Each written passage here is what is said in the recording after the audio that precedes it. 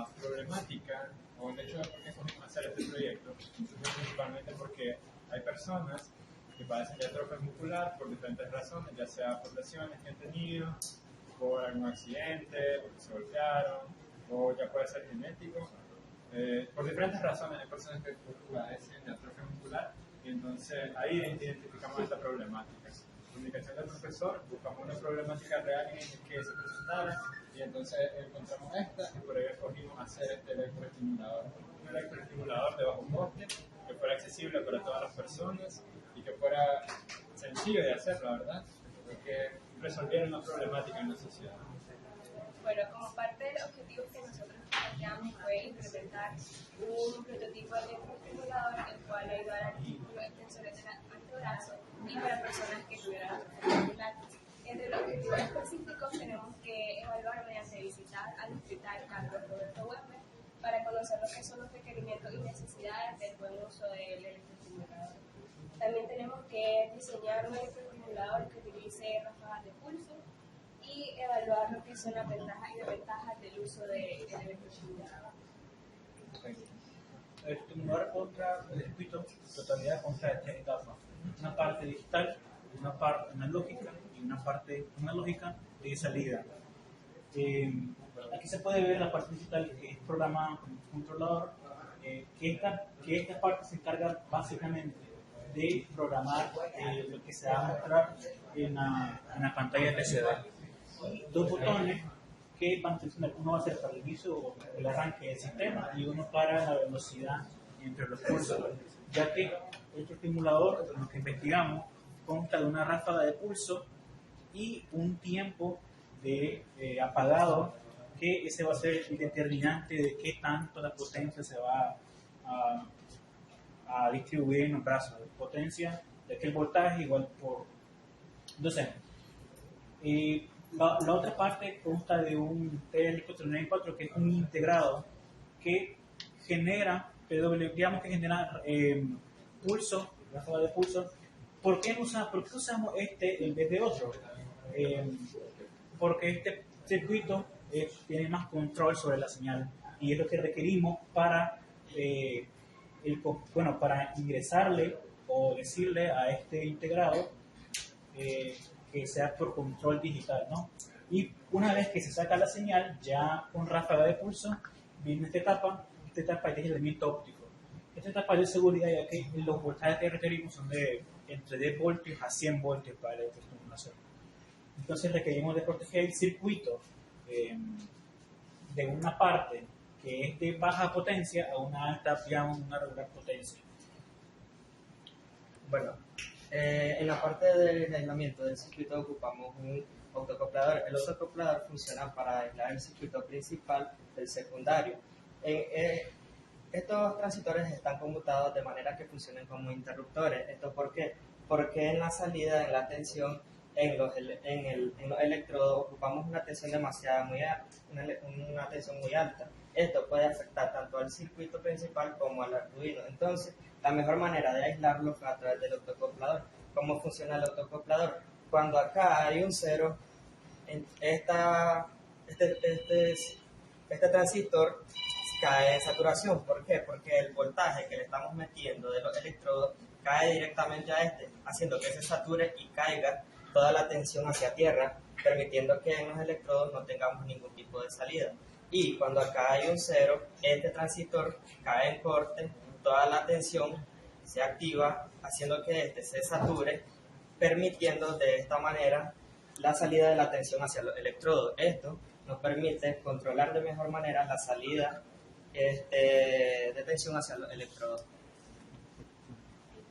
Ahora vamos a pasar a explicar la parte del código. En este caso nosotros elegimos hacerlo con Arduino.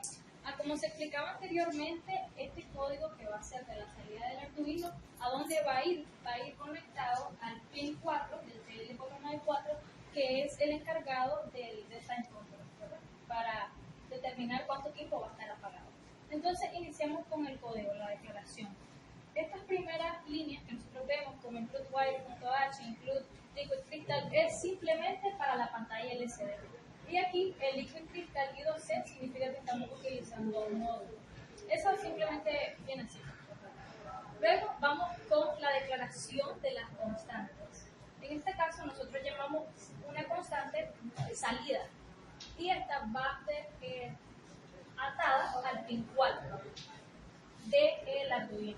También la variable cambio. La variable cambio va al pin 2.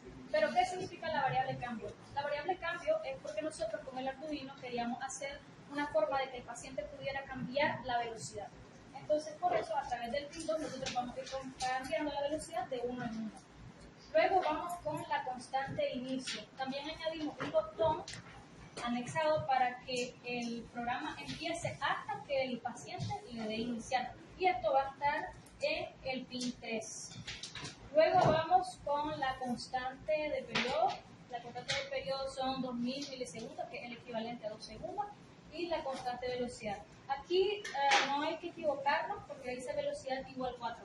Pero eso no significa que esté en el pin 4 como en el pin de salida, sino que la velocidad máxima que nosotros pusimos en el electroestimulador es hasta 4. Entonces va 1, 2, 3, 4. Y la variable entera n igual 1 va a ser el contador, que va a estar controlando la velocidad. Entonces también nosotros declaramos una variable k que es flotante y una variable booleana que es empezar. La variable booleana significa que tiene dos estados, tiene verdadero y tiene falso. Entonces el programa por defecto está en falso. Aquí se inicia el void setup, que es una parte que simplemente se compila una vez y... En esto tenemos estas 4 operaciones que son nada más para la pantalla.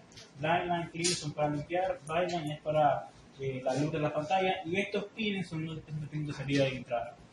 Aquí ocupamos el attach interrupt, que esto lo que hace es interrumpir los ciclos. El Arduino trabaja por ciclos como un controlador. Entonces, estos dos van a interrumpir cualquier acción que esté haciendo el Arduino en el loop, en el ciclo. Bueno, ahí pues. Bueno, ok, entonces nosotros hacemos la siguiente lógica. Por defecto el programa está empezar en falso. Entonces nosotros tenemos dos botones accionadores que están conectados, el de inicio en el pin 3 y el de cambio de velocidad en el pin 2. Entonces el attach interrupt, como lo declaramos aquí, está en rising. Eso significa que cuando nosotros presionamos el botón y detecte un 5 o un alto lógico, un 1 lógico, va a mandar a llamar ¿qué función? La función de inicio. Entonces, cuando se ejecute aquí abajo la función inicial, la variable empezar va a cambiar de estado lógico. Es decir, si estaba por defecto en falso, va a pasar a verdadero. Entonces, aquí nosotros tenemos dos ciclos. Uno para cuando la variable empezar está en falso. En este caso, el programa no ha empezado. Y lo único que se va a estar mostrando en la pantalla LCD del Arduino es el electroestimulador una y otra vez, en un ciclo, eran de pulso. Ahora, una vez cuando nosotros presionemos el botón que va conectado a inicio, desde el pin 3, se ejecuta eso, se cambia de estado, es decir, pasa a verdadero, y si la variable empezar está en verdadero, se va a ejecutar esta parte de aquí. Entonces, esta parte de aquí, declaramos una variable que es el ciclo de trabajo, y este ciclo que está acá funciona para generar los pulsos de 2 segundos, que vamos a hacer aquí como un periodo de 2 segundos, porque el simulador trabaja con tiempos bajos y o frecuencias de, digamos, 2 segundos. A 2 segundos tiene que ser lo máximo que se puede apagar. Entonces, básicamente este código que está acá es solamente un generador de pulso de 1 segundo y que, como depende de una variable que es como depende de la variable n, que es la base que también depende de la velocidad, y esa variable va a ser la que va a estar insertada en el contador, que está colocada en esta función. Entonces esto va a variar en función de cuántos clics que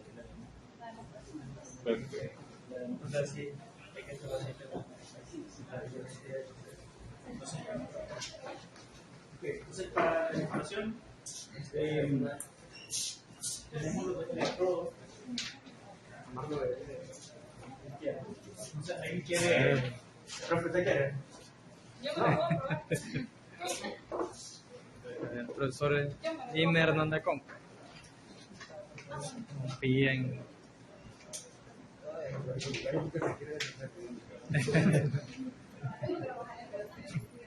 No confíar en lo que dicen los ¿Cómo estudiantes. confiar? No deben. Con ese Recuerden que profesor ahí la Manuel. fuente está apagada, que hasta que presionamos. Sí, sí. Correcto.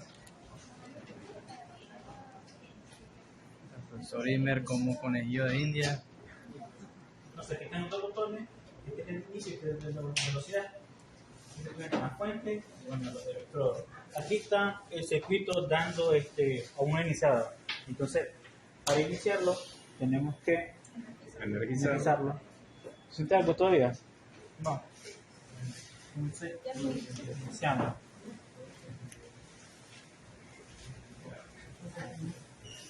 Aún nada. Sí.